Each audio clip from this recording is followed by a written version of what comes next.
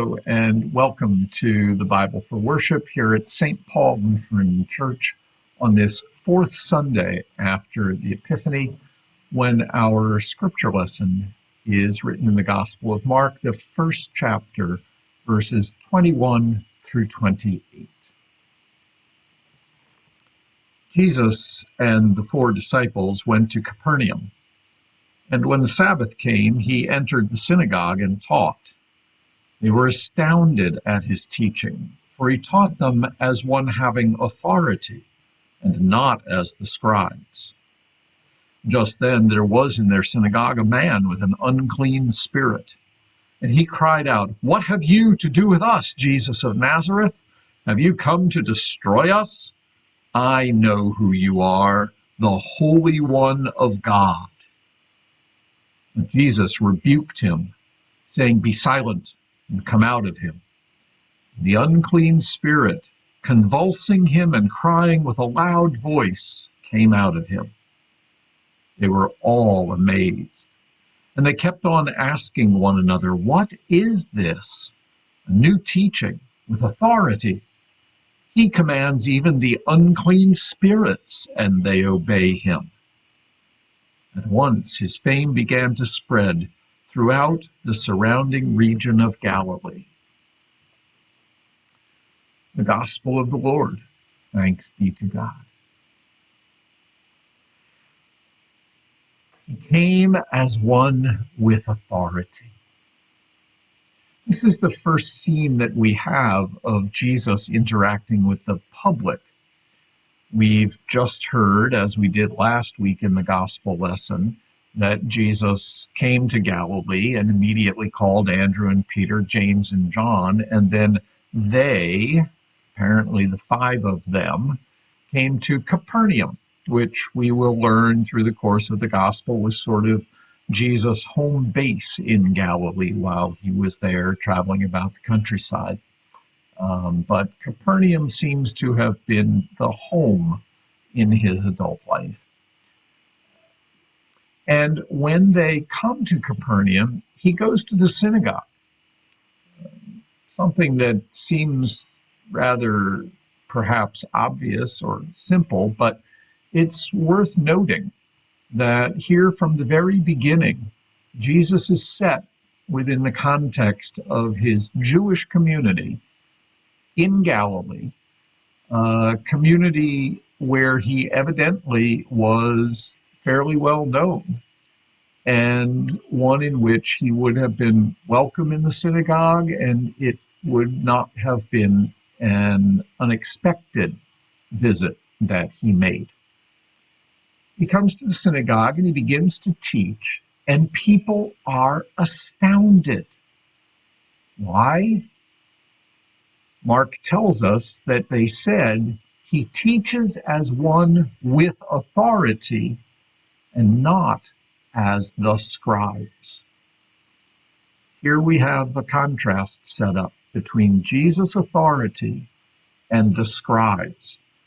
Now it's interesting, a number of study Bibles will say that the designation of Jesus teaching with authority has to do with the fact that he doesn't cite other spiritual teachers, that he doesn't constantly refer to this person says this or that person says that, but rather speaks on his own.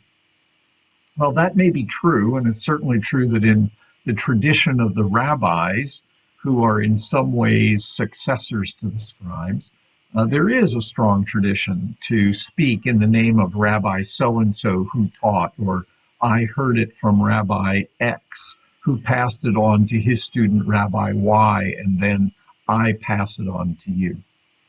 But I want to suggest that in Mark's gospel, this is actually reading into the gospel something from outside it, which may not actually be pertinent.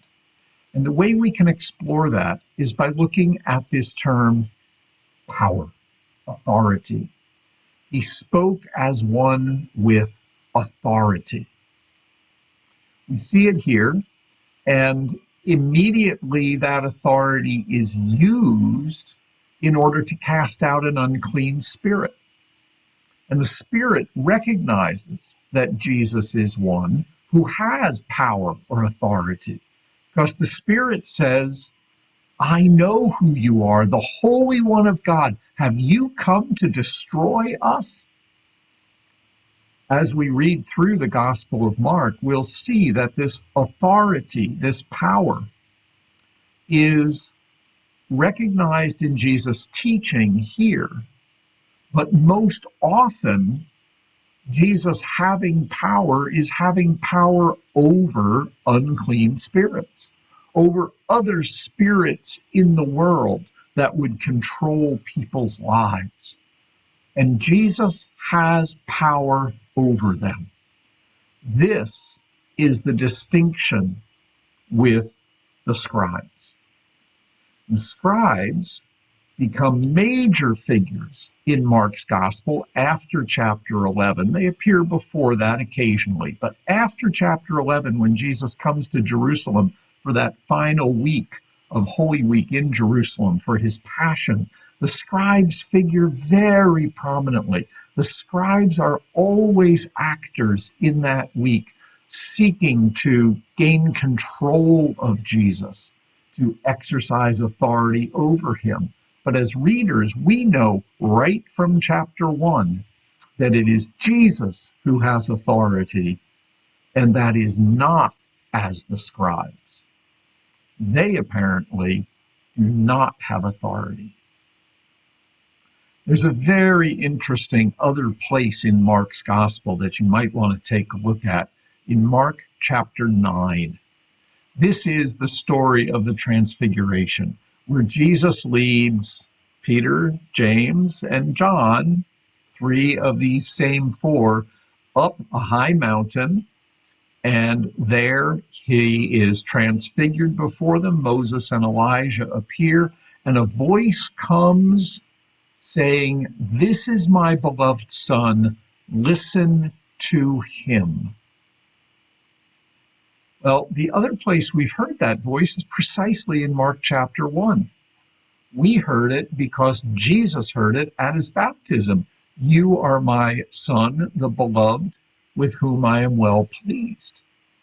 Now, Peter, James, and John hear it in the Transfiguration with the command, "Listen to him." He has that authority that commands attention. And then it's really interesting that after that, they come down the mountain. There's a little discussion about Elijah and when he has to come. That's within the disciples. And then again, the first public encounter that Jesus has is with a demon. And it's with a demon that the disciples, who were still at the bottom of the mountain while the three went up with Jesus, they couldn't cast out that demon, even though Jesus had given them power in chapter 6, had given them authority, and they had cast out demons. But now in chapter 9, they cannot. But how does that story begin? When Jesus and the three came to the disciples, they found them arguing with the scribes. Arguing or consulting. It's not always clear exactly whether this is a combative kind of thing or whether this is a mutual sort of digging into something together. Had these disciples perhaps reverted to asking the scribes for their authority, which Mark has already told us does not exist in relationship to Jesus? He taught as one with authority, not as the scribes. Jesus has authority over this unclean spirit. Jesus casts it out. And when the disciples say, "Why couldn't we do that?"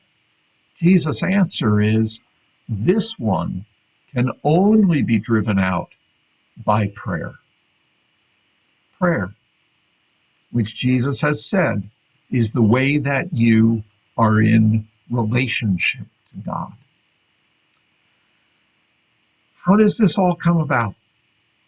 Jesus gives authority to the disciples in chapter 6 when he sends them out two by two, and it says they cast out many demons on that journey with authority. They got the authority over the evil spirits, and they healed many. Then when they returned, and the crowd of 4,000 was hungry, they couldn't imagine doing something effective. And after Jesus fed the crowd and sent the disciples on their way across the sea, they pulled hard on the oars against a headwind and were making no progress. And when Jesus came across the water, walking on water, approaching the boat, they didn't recognize him. When he got into the boat, that headwind ceased. Mark's very clear. When Jesus comes, he comes with authority. He comes with power. Power over everything that opposes God and the Holy One of God. Power to defeat those things. And that power is one that Jesus makes available, confers on his disciples, so that his disciples, we too, can have that power over the things that fight against God. But we can't take it for granted. It isn't in us, it's in Jesus. Jesus has that power. And Jesus gives that power to the disciples, to us, so that we too can exercise that power over the things that fight against God. Mark makes it clear. We need to stay close to God in prayer. We need to have Jesus with us when we confront those spirits in the world. But he brings the power and makes it available through us. Evil spirits, right from the beginning of Mark's story, know that power of Jesus. Do we? God bless.